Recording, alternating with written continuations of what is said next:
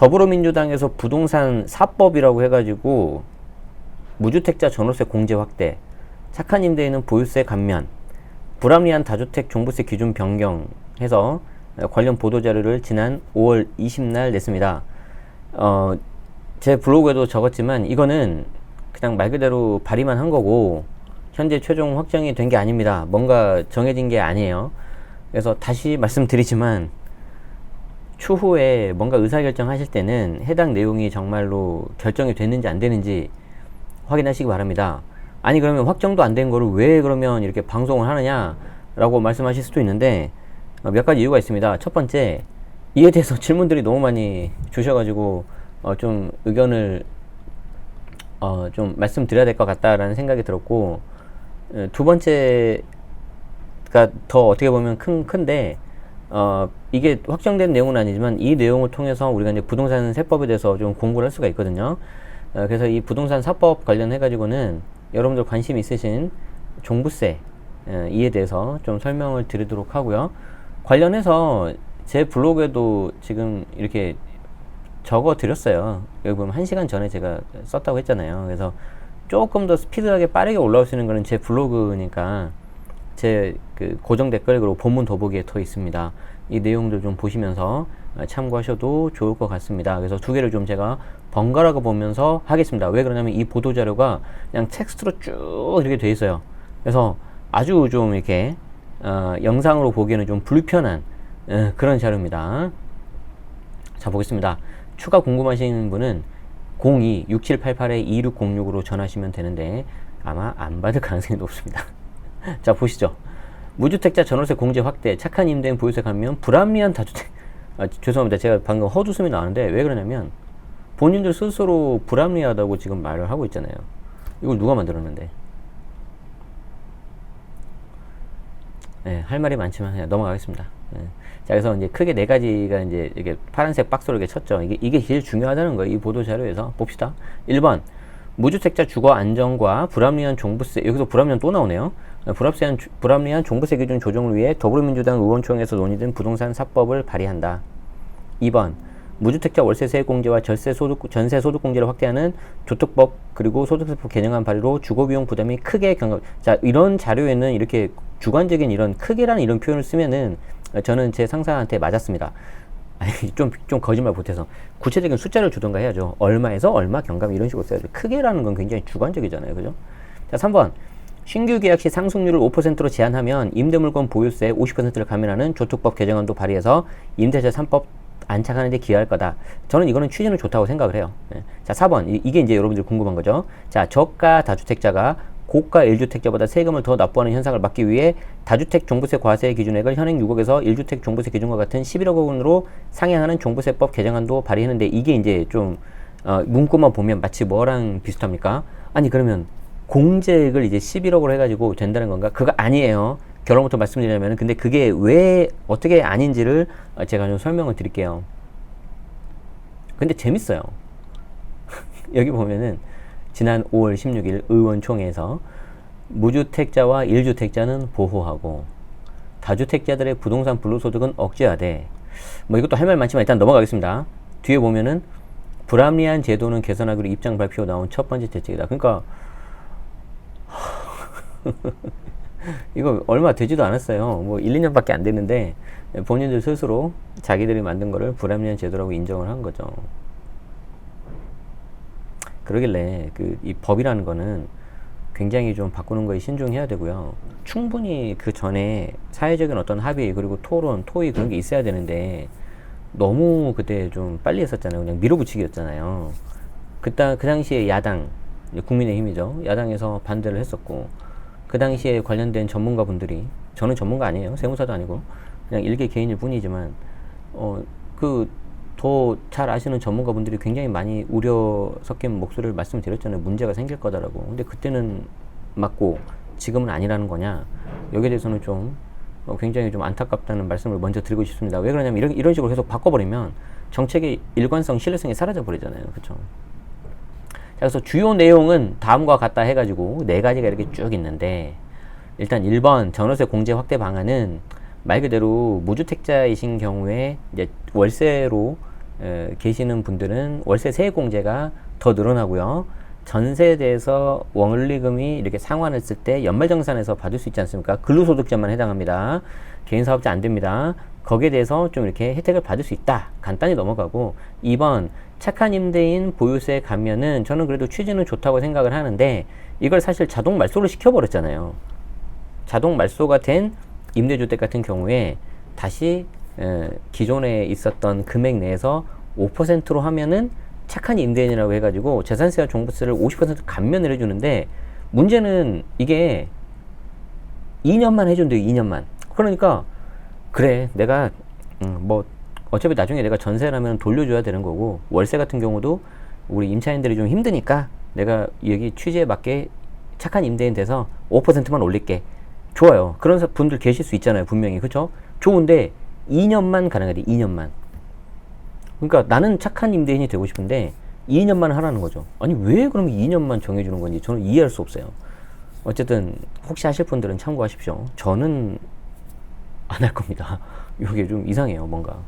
자 그리고 이제 3번이 이제 보면서 제가 이제 참 이게 웃을 수밖에 없었는데 결론은 다주택자 변한 게 없어요. 결론은 다주택자 변한 게 없어요. 자, 이 관련된 이제 밑에 내용이 이제 일부 개정 법률안 해가지고 문자로 쭉 이건 텍스트로 이렇게 쭉 있거든요. 이거 언제 다 봐요 우리가 이거를. 그래서 이거를 제가 오늘 블로그에서 좀 정리를 해놨습니다. 요 내용을 보시면은 좋을 것 같습니다. 자, 블로그 내용 보시면은 자 크게 제가 빨간색으로 적었죠. 아래 내용은 미확정된 것이니까 단순 참고용입니다.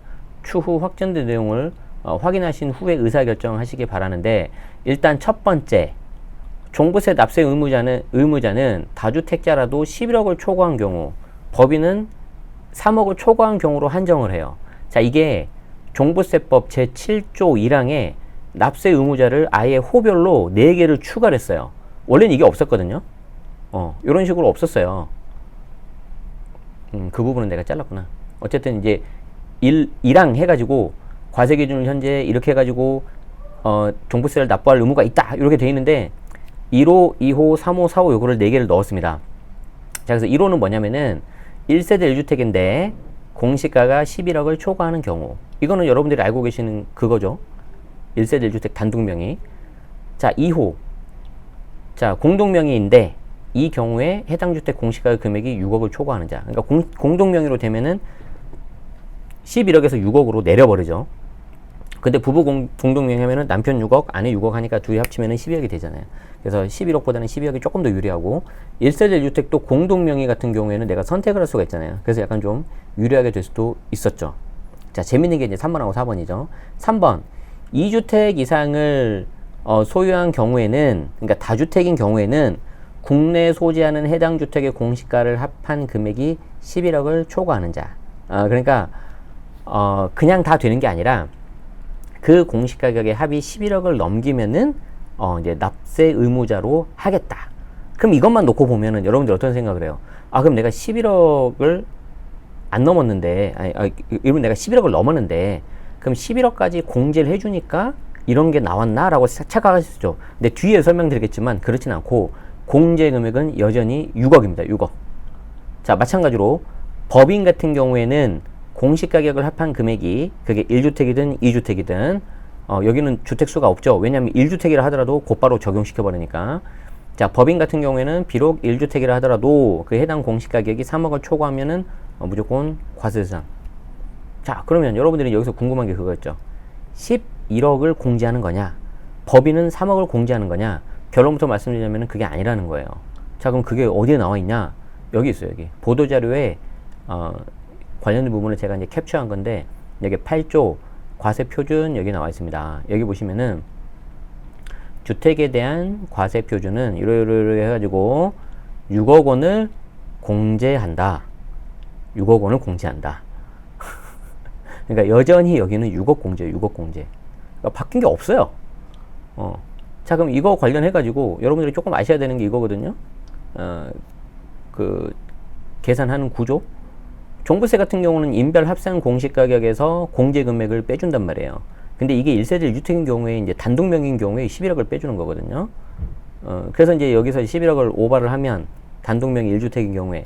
그러면 이게 이제 플러스가 되니까 세금이 나오는 거고, 다주택인 경우에는 6억을 빼주니까 이렇게 되는 거였는데, 이 경우 위에 표를 보면은 그냥 6억을 공제해요. 6억을 공제.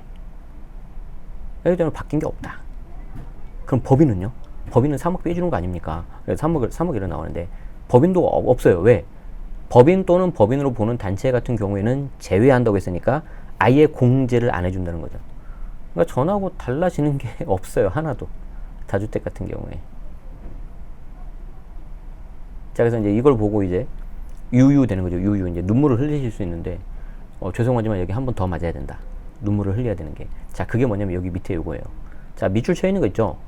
자, 요 금액에, 공제한 금액에, 그럼 공제한 금액은 어떻게 되는 거예요? 인별합산 공시가격에서 6억 또는 11억을 뺀 요 큰 대가로 친 거, 요 금액에 공정시장 가액비율이라는 걸 곱해줘야 되거든요. 그게 이거예요. 자, 이 금액에 부동산 시장의 동향과 재정 여건 등을 고려해서 100분의 60부터 100분의 100, 그러니까 60에서 100%까지 조정할 수가 있어요. 그걸 누가? 대통령령으로, 행정부에서. 왜 이렇게 할까? 스피드 있게 조정해야 될 거예요. 해야 될 거 아니에요. 부동산 시장의 동향과 재정 여건 등을 고려해서. 이게 이제 지자체로 가는 거거든요. 그래서 이것들을 조정해가지고 공정시장 가액비율을 곱한 금액으로 한다. 과표가. 그래서 여기까지 곱해줘야지 이제 과표가 나오는데, 이게 지금 어떻게 한다는 거예요? 왼쪽이 현행, 그리고 오른쪽이 이렇게 바꾸겠다는 안이거든요. 여기 보면 어떻게 돼요? 금액으로 한다 하고 밑에 없애버려. 그러니까 이걸 어떻게 하냐면은, 제가 물음표 쳐놨잖아요. 물음표. 없애버리겠다는 거예요. 그럼 없애버리면 어떻게 되는 거예요? 자, 없애버리면은 여기 뒤에 있는 공정시장 가액비율을 별도로 적용 안 한다는 거죠. 그럼 별도로 적용 안 한다는 건 얘가 사라진다는 거죠. 우리 수학에서 배웠죠. 모든 산식에 여기 곱하기 1을 하면 그 산식하고 같아 틀려요? 같잖아요. 그러면 1은 퍼센테이지로 바꾸면 뭐예요? 100%잖아요. 100%. 그러니까 기존에는 60에서 100%까지로 조율을 할 수 있었는데, 행정부에서 대통령령으로 이걸 아예 없애버리면은 공정시장 가액비율 요게 사라진 거랑 똑같아지고, 요게 사라졌다는 거는 여기 곱하기 2라고 같은 거고, 곱하기 1은 비율로 나타내보면은 100%가 같다는 거죠. 그러니까 무슨 말이에요? 결론적으로 앞으로 종부세 공정시장 가액비율은 100%로 계속하겠다. 100%로 계속해서 대통령령으로 바꾸지 못하게 현재 국회 다수당에서 민주당에서 계속해서 하겠다라는 거랑 똑같다는 거죠. 해석을 해보자면. 그러니까 이걸 보면은 종부세 대상자이신 분들은 화를 내야 돼요. 비록 1주택자라도. 왜 그래요? 1주택자라 하더라도 내가 만약에 단독명의면은 11억, 공동명의는 12억이잖아요. 넘어가는 순간 어떻게 되는 거예요? 무조건 곱하기 1이에요. 100%예요. 자, 그러면 민주당에서 발의했던 지금까지 내용들을 잘 보세요. 2017년 8회 대책부터 다주택자 투기 수요를 죽이고 실수요자를 보호한다고 했는데, 이게 실수요자 보호하는 거예요, 지금 이게? 1주택자? 아니잖아요. 그렇기 때문에 제가 제 방송을 들으신 분들, 강의 들으신 분들은 아시겠지만, 그 전부터 실수요자 보호하고는 좀 맞지 않다. 그 말씀드리지 않았습니까? 이게 안 맞아요. 그래서 이게 이제 여러분들 관심 있으신 분들이 대부분 다주택자이실 분들일 텐데, 오히려 이거는 1주택자 분들이 좀 관심 갖고, 아니 왜 저 공정시장 가액비율을 줄이는 거야? 이렇게 반문을 하셔야 되는 거죠. 그 두 번째 기사가 제가 이제 조금 이따가 설명드릴 겁니다. 요거. 이건 이제 못해요, 이제 그러면. 그래서 이제 여기에 대한 부분을 그렇게 보시는 게 맞을 것 같다. 하지만 다시 말씀드리지만 지금 이게 뭔가 확정된 거 아닙니다. 그냥 여기서 없었던 일로 될 수 있어요. 그냥 저는 그러기를 바라요. 그래서 여기 제가 붉은색으로 적어놨잖아요. 이는 곧 1주택자라도 공시가 11억을 초과하면 단독명의 무조건 더 많은 종부세를 내라는 말하고 똑같다. 자, 그러면 여기서 의문이 들지 않아요? 아니 그럼 재산세는 왜? 재산세는 어떻게 되는 거야? 재산세는 60이잖아요. 얘가 40에서 80까지 왔다 갔다 할 수 있어요. 그 범위 내에서. 다행인지 불행인지 여기에 대해서는 관심 없더라고요. 왜? 뭐 이쪽은 좀 뭔가 이슈가 안 되나 보죠. 자, 그리고 이제 자동 발세된 단기 임대주택 같은 경우에는 기존 임대료에서 5% 이내 증액을 하면 재산세와 종부세 50% 감면이 되는데, 이제 이게 여기 나와 있거든요. 근데 저는 취지 자체는 좋다고 생각을 해요. 자동 말소돼서 이제 종부세 대상에 들어가 버리잖아요. 종부세 합산 배제가 안 되고 종부세 합산 주택에 들어가 버리지 않습니까? 그래서 급격하게 늘어나 버리면은 여기에 대해서 이제 세부담을 좀 줄여주기 위해서 하는 거는 좋은데, 아니 그럼 똑같잖아요. 아니 왜 자동 말소, 자진 말소라는 제도를 만들어 가지고 이렇게 그럼 세부담을 주냐? 그걸 말씀드리고 싶은 거고, 왜 그러면 또 이걸 하더라도 굳이 2년만 하냐? 24년까지. 24년에 도대체 뭐가 있길래? 총선이 있습니다. 어쨌든 뭐 이유는 모르겠어요. 왜 2년만 하는 건지, 뭐 2년만 테스트 해보고 뭐 성과가 좋으면 더 하고 안 좋으면 그냥 안 하려고 하는지, 그건 잘 모르겠는데, 어쨌든 그렇습니다. 그래서 이거 보면 그냥 기도 안 차요. 보고 있으면 솔직히 말하면. 근데 이게 뭐 확정된 내용도 아니기 때문에 별로 이렇게 블로그에 글 쓰기도 싫었고, 뭐 이렇게 방송도 하기 싫었어요. 왜냐면 이걸 가지고 오해하시면 안 되잖아요. 게다가 뭐 예를 들어서 한 달 지났는데 없던 일로 됐다. 한 달이 뭐예요? 지금 한 8일 남았네. 지방선거가. 지방선거 지금 끝나고 나서 그냥 없던 일로 하고 흐지부지 될 수도 있어요. 근데 제 영상은 계속 남아있을 거 아니에요. 그래서 그걸 보고 여러분들이 좀 착각하시면 안 되니까, 혼동을 하시면 안 되니까, 그래서 제가 계속해서 거듭 말씀을 드리는 겁니다.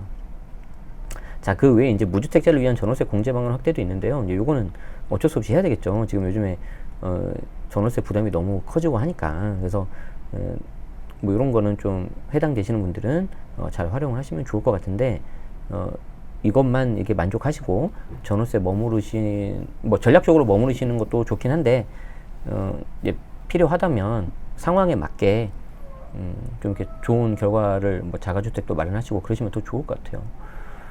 그래서 참 황당하다. 이 보도자료를 보면 불합리한,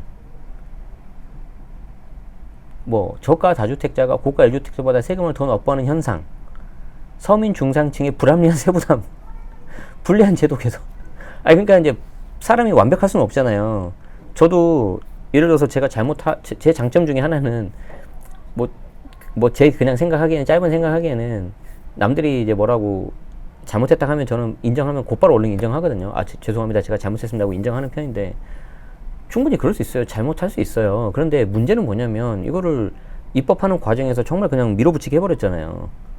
충분히 고려도 하지 않고. 그리고 그때 어떻게 했습니까?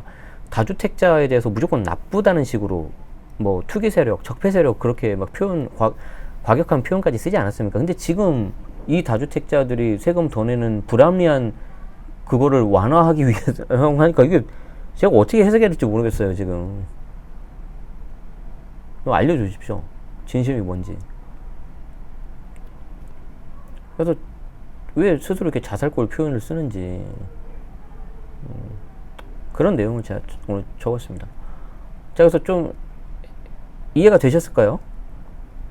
지금 좀 죄송하지만 그 판사를 좀 하면서 제가 해야 되는데, 이게 좀 잠깐 에러가 난 것 같아요. 중간에 쉬는 시간에 제가 좀 해보기로 하고요. 결론은 뭐다? 여기 지금 4개에 해당되는 분들 있죠. 여기 4개에 해당되는 분들, 요 납세 의무자에 해당돼 버리면은 공제 기존처럼 6억, 그리고 법인은 빵 똑같이 적용됩니다. 그럼 어떤 일이 발생을 할까? 예를 들어서 딱 11억에 걸려요. 단독 명의가. 아니, 다주택자로 합시다. 다주택자 공동 명의 해가지고 6억에 딱 걸려요. 그럼 세금이 하나도 없어. 근데 거기서 조금만 넘어가는 순간 기존하고 동일하게 그냥 가니까 계속해서 세부담은 올라갈 수밖에 없는 거죠. 그리고 더 문제는 뭐냐면 1주택자예요. 1주택자. 1주택자 들으라 하더라도 이거 넘어가 버리면은 계속 그렇게 많이 내야 돼요. 왜냐하면 공정시장 가격비율을 이제 무조건 100%를 하겠다라고 하는 거니까. 아니, 이게 통과된다고 가정이 되면. 그러면 이제 지금 현재 여당인 국민의힘에서 반대를 하겠죠. 반대를 하겠는데, 이거는 이제 법 조문을 바꾸는 거니까, 원래 있는 법에서 아예 시행령 이렇게 조정하는 그 여지를 없애버린 거잖아요. 좀 너무한다라는 생각이 듭니다. 그래서 부동산 4법에 대해서 개정안 발의하는 거에 대한 해석은 요 정도만 하고요. 자, 이게 만약에 통과가 된다, 그러면 어떤 일이 발생해 버리냐면요. 지금 이게 오늘 나온 기사거든요. 제가 이제 좀 이따 할 건데, 그렇죠. 23일날 오늘 나온 거죠. 오늘 나온 기사인데, 지금 정부와 여당에서 1세 1주택 보유세 부담 낮추겠다라고 지금 했는데, 이거 못해요. 그러면 왜 못하는지 제가 설명드릴게요. 잠깐 쉬었다 하겠습니다. 시청해주셔서 고맙습니다.